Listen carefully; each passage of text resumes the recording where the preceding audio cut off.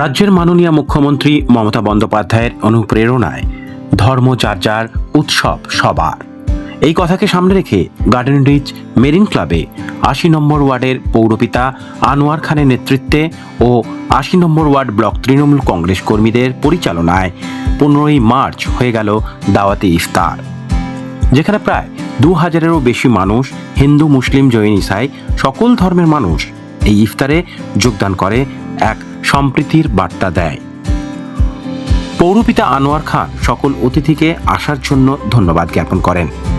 তৃণমূল কংগ্রেসের অসংখ্য নেতানেত্রী সহ সাধারণ মানুষ, পৌর প্রতিনিধি এই ইফতারে অংশ নিয়ে বেশ খুশি। সামনেই ভোট, তাই ঈদের রমজান মাসে সকলের পাশে থাকার বার্তা দিতেই প্রতিবারের ন্যায় এবছরও এই সুন্দর সুচারু ইফতারের আয়োজন, যা সত্যি এক মেলবন্ধনে পরিণত হয়েছে। এর থেকে বোঝা যায় বাংলা সর্বধর্ম নির্বিশেষে একসাথে হাতে হাত ধরে এগিয়ে যেতে পারে, যেখানে শান্তির বার্তা থাকে। আপনারা তো দেখেছেন এখানে সম্প্রীতি কেমন আছে।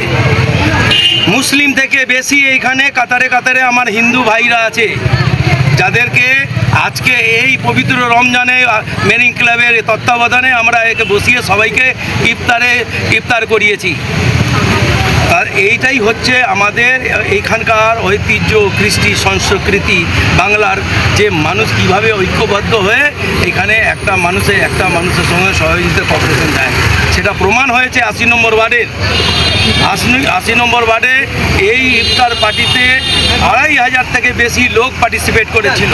হয়তো মুসলমান ২০০-৩০০ হতে পারে, কিন্তু এখানে ২,০০০-এর উপরে এখানে হিন্দু আমার মা বোনেরা, ভাইরা, বয়োজ্যেষ্ঠ আমার যারা যা হৃদয়প্রেমী যারা আছে, তাদেরকে ভালোবাসি, তারা আজকে এই ইফতার পার্টিতে নিজে যোগ দিয়েছে।